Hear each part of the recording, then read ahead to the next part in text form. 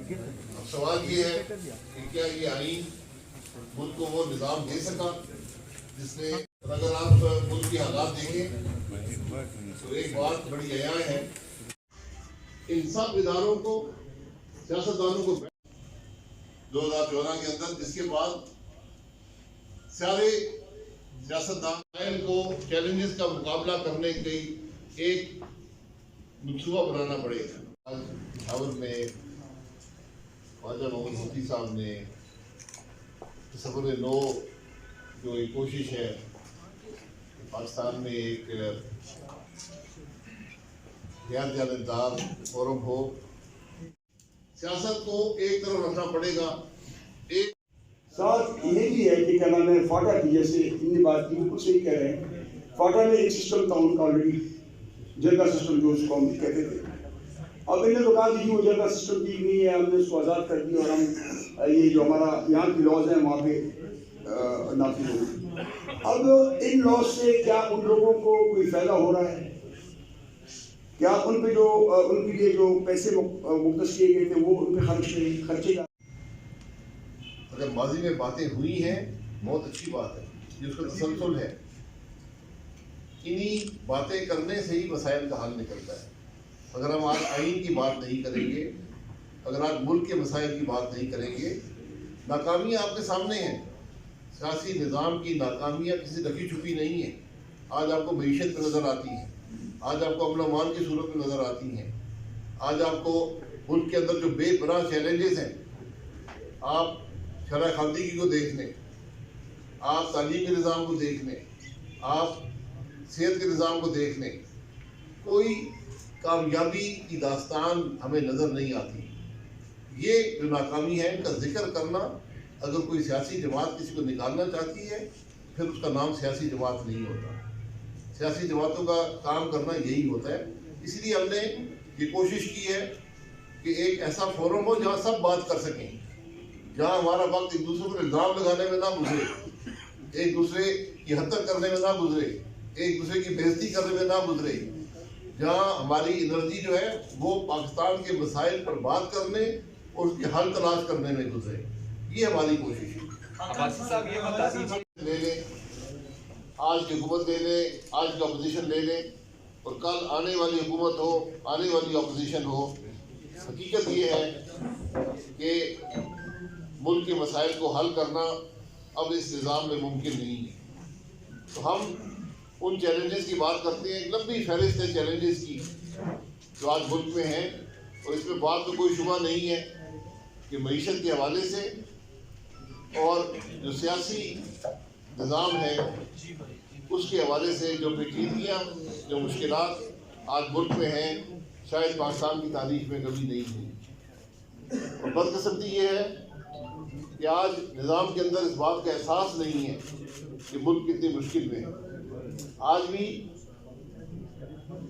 जो निज़ाम के अंदर जो अरबाब इख्तियार हैं उनको जगाने की ज़रूरत है कि आपको एहसास हो कि मुल्क कितनी मुश्किल में है, और आपकी जिम्मेदारी है, इस निज़ाम की जिम्मेदारी है, सियासी जमातों की जिम्मेदारी है कि वो मुल्क के मसाइल का हल तलाश करें, और कम अज़ कम और हम पाकिस्तान को टेररिज्म से निजात दिलाने में कामयाब हुए थे। तो आज मईशत के लिए, मुल्क के निज़ाम के लिए, अवाम की तकलीफ के लिए हम सबको बैठना पड़ेगा और हल तलाश करना पड़ेगा।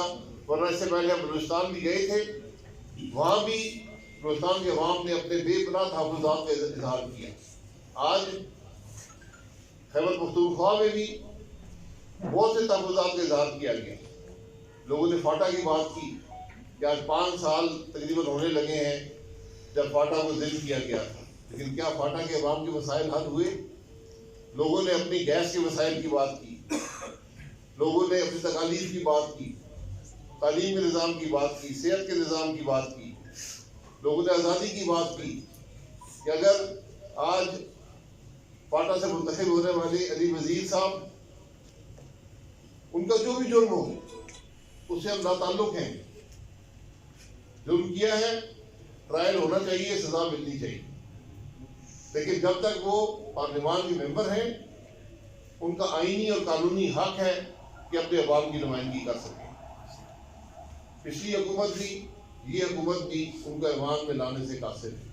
ये बदनसीबी है कि जब पार्लियामान इतना मफलूज हो कि वहाँ पर ना अवाम की बात हो सके, ना वो अवाम के नुमाइंदों का तहफ़्फ़ुज़ कर सके, तो फिर बहुत से सवालात निज़ाम पर उठते हैं। तो इन चीज़ों का हल अगर हम नहीं निकाल पाएंगे, अगर हम निज़ाम को आइन के अंदर नहीं ला सकेंगे 50 साल गुजरने के बावजूद भी, तो फिर आगे के हालात के बारे में हम सिर्फ क्या सराही कर सकते हैं। हम कुछ वसूल से नहीं कह सकते कि मसाइल कैसे हल हों। यही मकसद था, यही बातें आपके सामने रखनी थी। अगर आप बात करना, एक दूसरे पर इल्ज़ाम भी लगाते हैं, एक दूसरे पर जिम्मेदारी की भी बात करते हैं कि फलाना ये कर गया था और फलाने ने ये किया गया था, क्या किया या नहीं किया। लेकिन आज जरूरत इस बात की है, हमारी राय ये है, और इसी वजह से ये फोरम जो है, पहले कराची में प्रोग्राम हुआ था और आज दूसरा प्रोग्राम है। ये कोई सियासी जमात नहीं है, ये रसूल इक़्तिदार की जंग नहीं है, ये किसी से नाराजगी की बात नहीं है। इसका सिर्फ एक मकसद है, जो सियासी निज़ाम है उसकी गलतियों को, उसकी खराबियों को अवाम के सामने रखा जाए और इस बात का एहसास जमातों के अंदर आए कि हमने इन मसाइल को हल करना है। और हकीकत यह है कि आज की जो चैलेंजेस हैं, मैंने पहले कहा कि निज़ाम उनको हल करने से कासिर है। तो आज हल क्या है?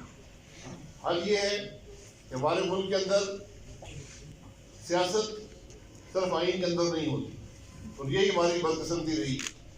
आज 50 साल मुकम्मल हो रहे हैं 73 के आइन को। क्या ये नाकामी आइन की है या ये सियासी निज़ाम की नाकामी है, सियासी लीडरशिप की नाकामी है? या क्या ये मुदाखलत जो होती है मुल्क के मामलात में, उसकी वजह से ये मामलात पैदा हुए हैं? तो आज हमें जो हल नज़र आता है ये है कि सियासी अकाबरीन जो है वो अपनी नाक से आगे देखें, वो मुल्क की तरफ देखें, मुल्क के मामलात की तरफ देखें, अपनी जमातों और अपने सियासी मफाद को मत देखें, वरना ये मसाइल हल नहीं हो सकते। और बात सिर्फ यहाँ पर ख़त्म नहीं होती। ज़रूरत इस बात की है कि आज इस्टेब्लिशमेंट जो निज़ाम का हिस्सा है, आइन के अंदर हो, आइन के बाहर हो, आज जुडिशरी जिसके